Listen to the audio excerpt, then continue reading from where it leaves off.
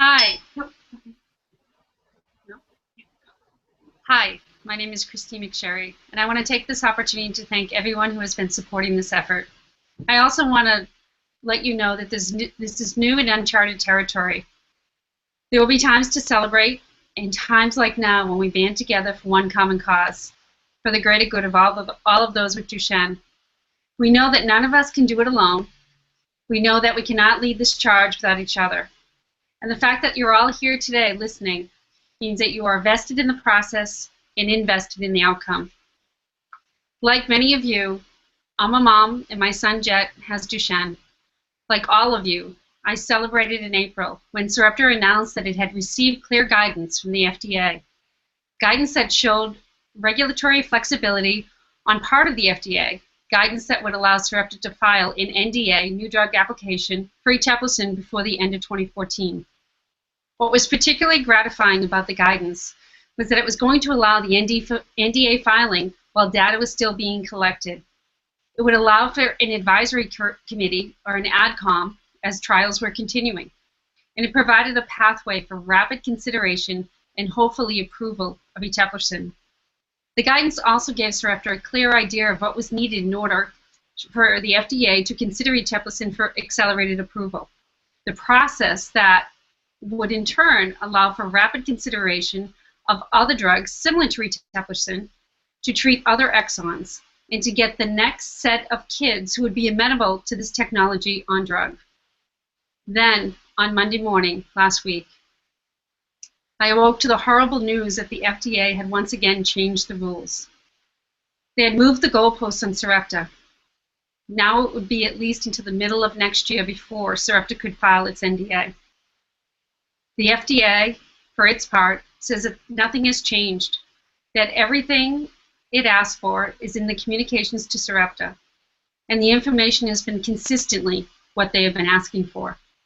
We're not privy to the private conversations between Sarepta and the FDA, but we do know that we've been misled. What is indisputable is the inexplicable change in direction of the FDA. From finding a way to get 100% safe life-saving therapy to our boys as soon as possible, to erecting barriers that need to be overcome before, and this is different, before an NDA can be filed. As a community, we have made ourselves heard at Sarepta, and we continue to make ourselves heard that we want drug as quickly as possible for our kids. We cannot stand by and allow the FDA, now for a second time, to continue to find excuses to say no rather than yes. And Congress cannot allow the FDA to completely ignore FDASIA. We thought it was important today to come together, to share what we know and what we do not know, and to talk about next steps, and to once again enlist your help. I'd like to turn the call over to Tracy Seckler, mom of Charlie. Thank you. Thanks, Christine. I want to really address and make clear to everybody what this delay means, not in terms of regulatory filings, not in terms of corporate deadlines, but in terms of our children, because it is really terrifying what these new delays entail for our boys. Originally, it was the first half of 2014. Then it was by the end of 2014. Now we're hearing it will be mid-2015 before Sarepta can submit a new drug application for eteplirsen. What does that mean? It's not just 6 months. It's 6 more months added on to the delays we have already endured. I also want to make it really clear that once a new drug application is filed, the review process, if it's expedited, takes another 6 months. And we already know that it takes 6 months for eteplirsen to start producing dystrophin.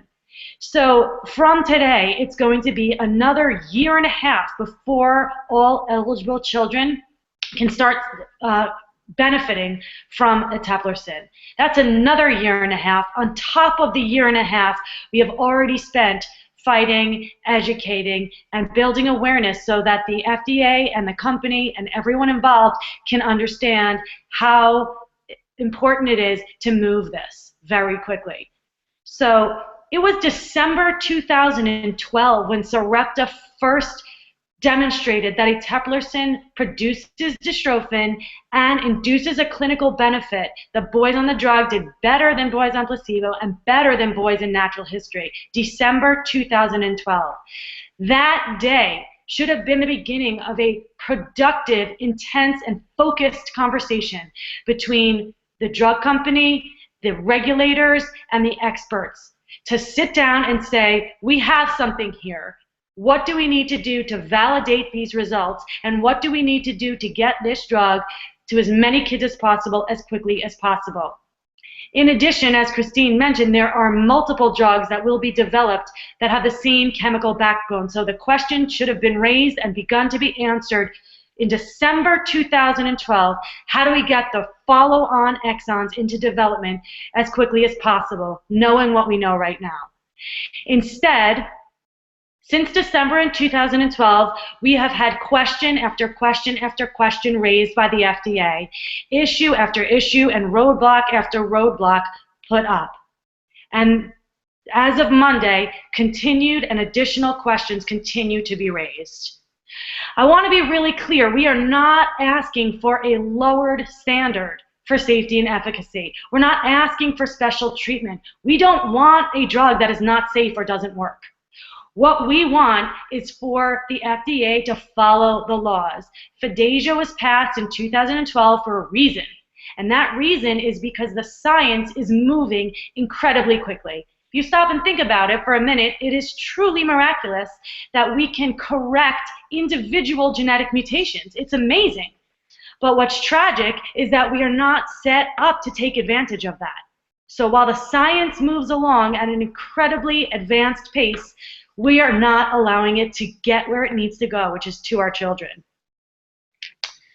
A boy who was 7 years old in December 2012, when this drug first demonstrated safety and efficacy, turned 9 2 years ago, and will turn 11 before he gets to benefit from this drug.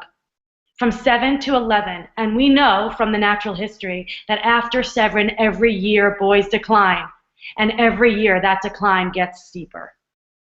The only analogy I can think of that comes close to this is the Titanic. Our children are on the Titanic, and we know it's going down with 100% certainty. There's a lifeboat, and a team of engineers has reviewed the lifeboat and says it's reliable. We need to get the kids into these lifeboats instead of questioning every single bit of minutia about the way the lifeboat was developed, because while we're asking those questions, the kids on the Titanic are going down. Let's work together to get more lifeboats in the water and to get every kid a chance to keep them afloat. Better and stronger lifeboats will come along, but what good will it do if we leave our kids on the Titanic while we're waiting for them? Marisa will speak now about the ways in which our elected officials, the FDA, and the drug companies can work together with the patient community to make sure we get this done for our children. Thanks, Tracy. Hi, I'm Marisa Penrod, and I'm going to echo some of what Tracy said. Primarily, I'm going to talk about what we're expecting of our elected officials. So, to Congress, congratulations on the election. We are sure that you have an incredibly long list of things to do, but I can promise you that there's nothing on your list that's more important than what we're asking you to address. We know that you're aware that you're accountable to us, that you work for your constituents. But our question is, where is the accountability at the FDA? The FDA is failing our children. They've been failing our children. And now they are failing our children on your watch. Our ask is really quite simple. We're simply asking you to hold the FDA accountable, to demand that they operate under the provisions of FDASIA and get treatments to our kids without delay. It's simple and it's straightforward. It doesn't necessarily mean that it's easy, but it needs to happen. The fact is, the very simple summary of what's going on here is, despite what you may have heard, the FDA is moving the goalposts.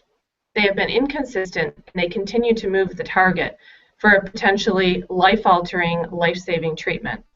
There is no one, there is no drug company, there is no person, there is no potential treatment that can meet a goal that's constantly changing.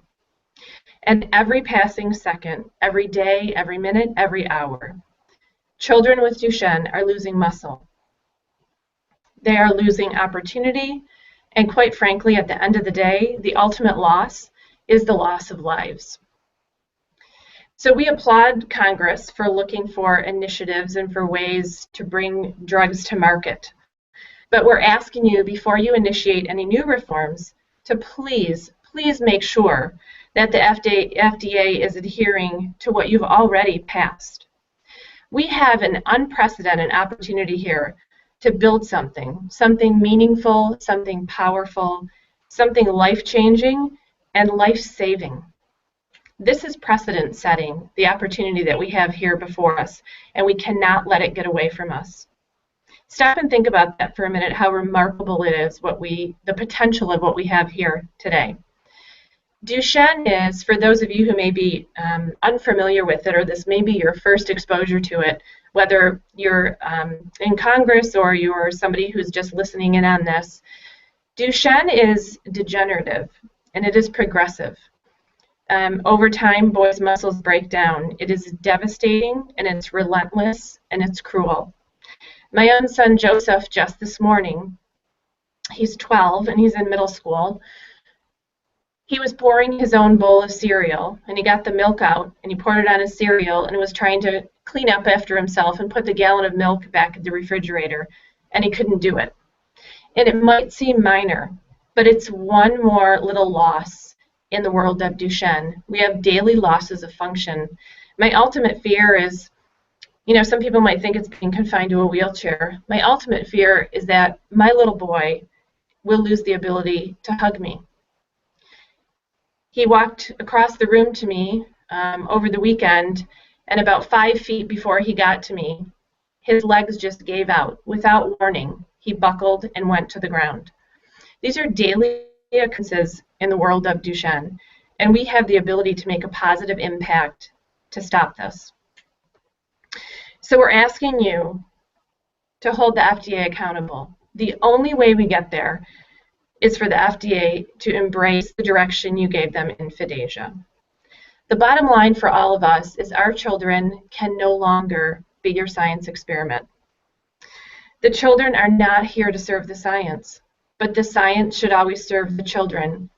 Congress should always serve the children, and the FDA should most certainly always serve the children. And that means getting therapies that are safe and efficacious into the hands of our children as quick as possible. I'm going to turn this over now to Jen McNary, who may have one of the most compelling stories currently in the world of Duchenne. Jen? Thanks, Marisa. I'm Jen McNary, mother to Max, who is 12 and has been on eteplirsen since the very beginning of the trial, and Austin, who is 15, who is not yet taking the drug. Like all of you, I can't believe that we're here doing this again. It's been 2.5 years of pleading for approval of this safe and effective drug. The good news is that because of the work we've done together so far, we do know that we do have power. We saw how quickly the FDA took the very unusual step of posting a statement about a drug in development. That was because of you all. The statement itself was clearly an attempt by FDA to deflect the attention from themselves to the company. We're not buying that. As we've said, we do continue to press Sarepta Therapeutics to work as quickly and as smartly as possible, but at the end of the day, it is up to the FDA to say yes. Last Monday, when we awoke to that sinking feeling again, that this can't be happening again feeling, I tweeted that I had just bought Max a pair of hiking boots. Max is 12.5 years old, and luckily enough, because of eteplirsen, he continues to walk and to climb and to run because the drug works.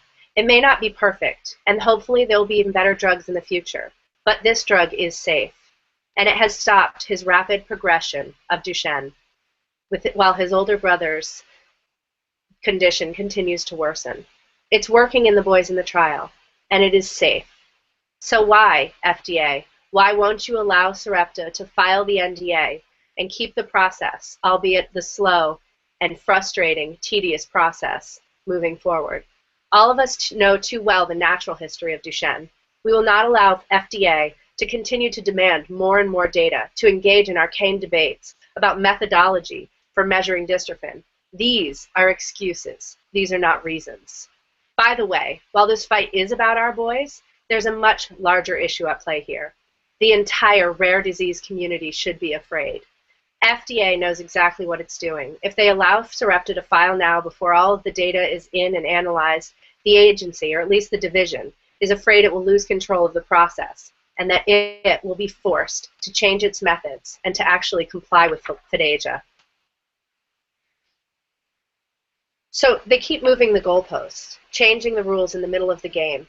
But if they can do this with a drug that is completely safe and that has shown exceptional efficacy in a small trial, exactly the situation contemplated by FDASIA, they can slow walk every drug, every therapy for every rare disease going forward. The FDA needs to remember, we are their work, we pay their salaries. Our kids' lives depend on their doing their work well and expeditiously. So we need you to act today. First, send an email to FDA Commissioner Margaret Hamburg, urging the FDA to stop finding excuses to say no and say yes.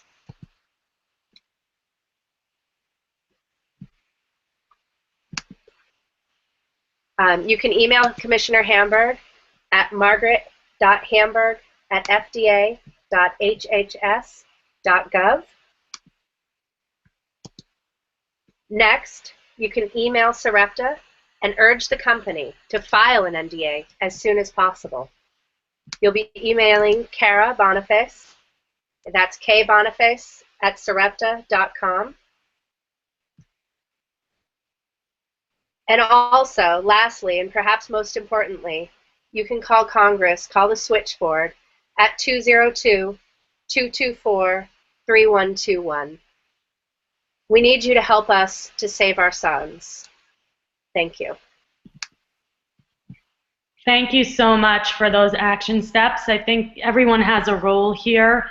And if we look the other way while time continues to go by, we all know what will happen. So it's really, really crucial for everyone to get involved. And I just want to clarify a very important point here about time going by and changing of the goalposts. Just so everybody understands, in July 2013, the FDA said it was open to considering an NDA based on the existing data. In July 2013, they were open to a new drug application and things were on track. Then 6 months later, in November 2013, the FDA said, we currently consider an NDA filing for eteplirsen as premature. In that time, nothing new was learned about eteplirsen to warrant caution. The only thing we learned about eteplirsen was that for 6 more months, the boys continued to remain stable. Then in April of this year, the FDA went back to its original position and said an NDA should be fileable. And then just this past week, another flip-flop. And the quote from the FDA, additional discussion between the sponsor and the FDA will be necessary to determine what would constitute a complete NDA. It's not surprising that with this frustrating game of red light, green light, one Business Week reporter described the FDA as equivocal and flummoxed. Those are not words we want to hear when our children's lives are at stake. There's plenty of blame to go around, but we want accountability, and we want everyone to get back to what matters and to be working in the best interests of our children. The science is here. We can save our boys. If we don't take advantage of this opportunity, it is a shame on everyone. Thank you.